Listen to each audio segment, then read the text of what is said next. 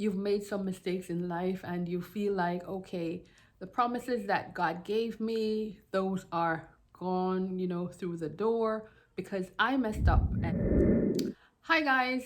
I hope you're having a very good week so far. And it's Thanksgiving week, and we're going to be giving thanks all this week. But today I thought I'd come on here and just do a quick video for you guys. I'm going to be talking about the grace of God in our failures, because we all fail, and sometimes we can't see where is the grace of God in all of this failure. And that's what I'm going to be talking about today. So I will be using the scriptures to back up, what I'm saying.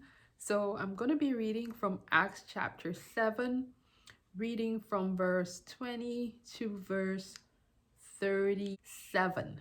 Okay, it's quite a bit, but bear with me. You'll see at the end why I go through all of this. Okay, let's begin. Acts 7, verse 20. In which time Moses was born, and exceeding fair, and nourished up in his father's house 3 months. And when he was cast out, Pharaoh's daughter took him up and nourished him for her own son. And Moses was learned in all the wisdom of the Egyptians, was mighty in words and in deeds. And when he was full 40 years old, it came into his heart to visit his brethren, the children of Israel. And seeing one of them suffer wrong, he defended him, and avenged him that was oppressed, and smote the Egyptian. For he supposed his brethren would have understood how that God by his hand would deliver them, but they understood not.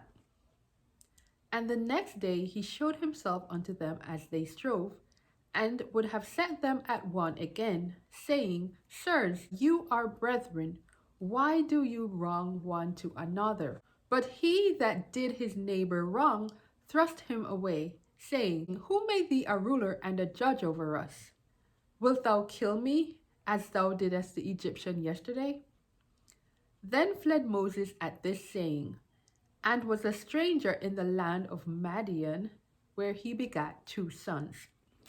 And when 40 years were expired, there appeared to him in the wilderness of Mount Sinai an angel of the Lord in a flame of fire in a bush. When Moses saw it, he wondered at the sight. As he drew near to behold it, the voice of the Lord came unto him, saying, I am the God of thy fathers, the God of Abraham, and the God of Isaac, and the God of Jacob. Then Moses trembled and durst not behold. Then said the Lord to him, Put off thy shoes from thy feet, for the place where thou standest is holy ground. I have seen the affliction of my people, which is in Egypt, and I have heard their groaning, and am come down to deliver them. And now come, I will send thee into Egypt. This Moses whom they refused, saying, Who made thee a ruler and a judge? The same did God send to be a ruler and a deliverer by the hand of the angel which appeared to him in the bush. He brought them out. After that he had showed wonders and signs in the land of Egypt, and in the Red Sea, and in the wilderness 40 years. This is that Moses, which said unto the children of Israel, A prophet shall the Lord your God raise up unto you of your brethren, like unto me. Him shall ye hear. And I'll stop right there. So this is a story of Moses when he, it's a summary of his life. He was born, he was found by Pharaoh's daughter, he grew up in the household of the Egyptians, in the house of Pharaoh. Pharaoh's daughter took care of him, and he was wise, and he saw his fellow Hebrews being abused by the Egyptians, and he intervened and he actually killed that Egyptian, right? He killed that Egyptian, and the following day, he saw his 2 fellow Hebrews going, striving about to fight. And he said to them, why do you fight among yourselves? And they, one of them surprised him and said, who made you a ruler and a judge over us? And when Moses heard that, he was afraid because obviously he didn't know that anybody saw that he had killed the Egyptian. And so he fled. And the Bible says for 40 years, Moses was in hiding. 40 years. Now, 40 years, a full 40 years he was in hiding. Obviously, it's like he forgot about the calling of God on his life. He started his own life. He got 2 sons.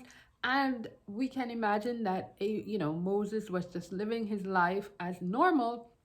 And then one day when he was, 40 years after that first encounter, the Lord appeared to him in the burning bush, right?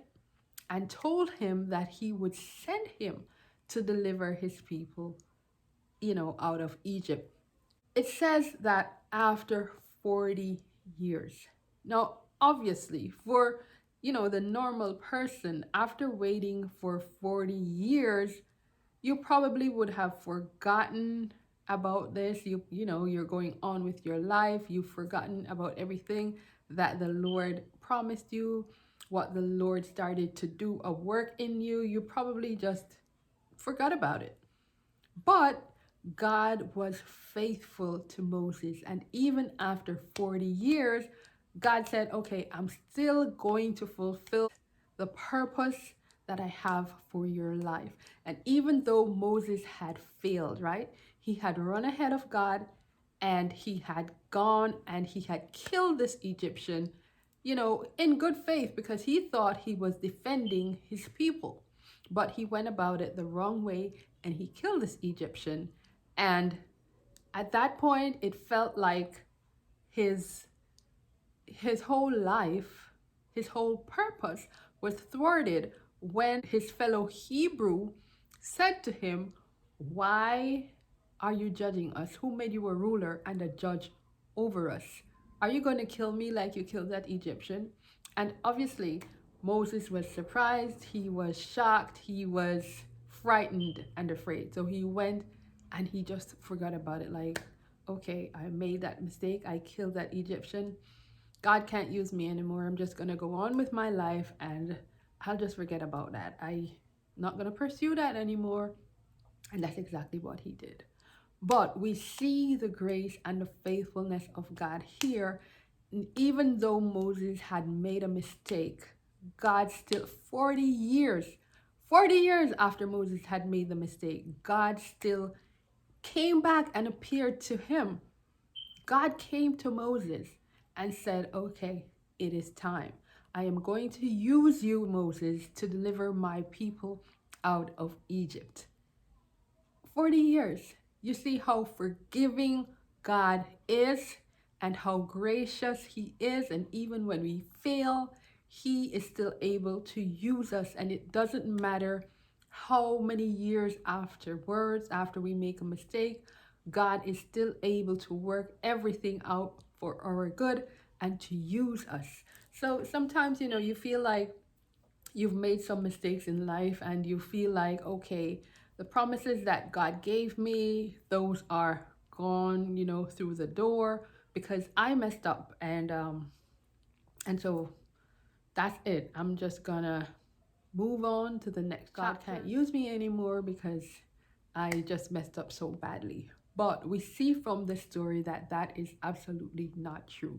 And I think about my own life and I kind of relate to Moses right here because I remember in the early days of my career, right? I did a degree in accounting and economics. And so when I started to work, I started working in the banking industry. So I was a branch manager. I was doing loans, loan origination, and I loved it. I felt like this was what God called me to do, and I was doing very well.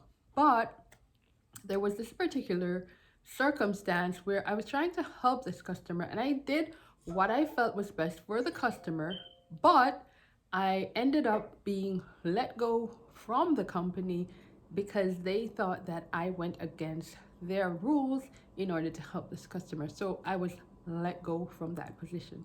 And it was so devastating for me. And like Moses, I felt like, okay, my purpose is done.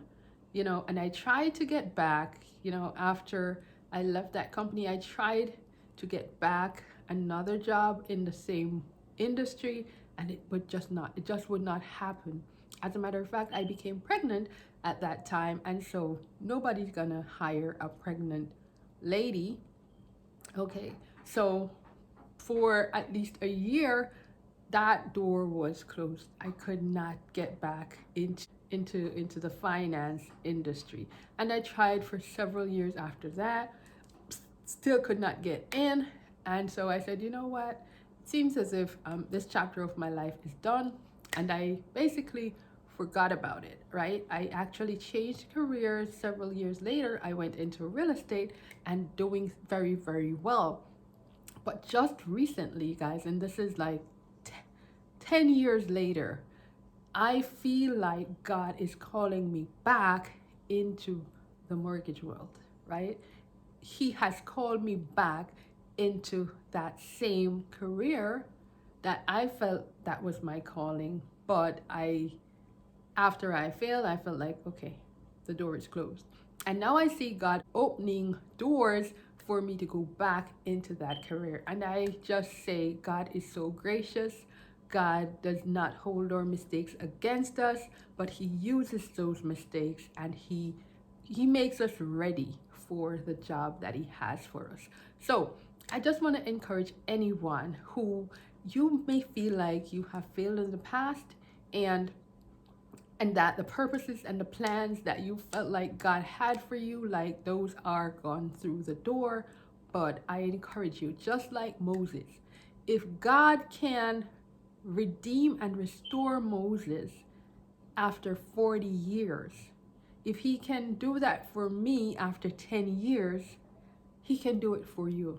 And it may take a while, but don't give up on your dreams. Don't give up on your plans and the purposes that God has for your life. If you feel like God has called you to do something and it's just not working out, God has a plan and he's going to come through in the end.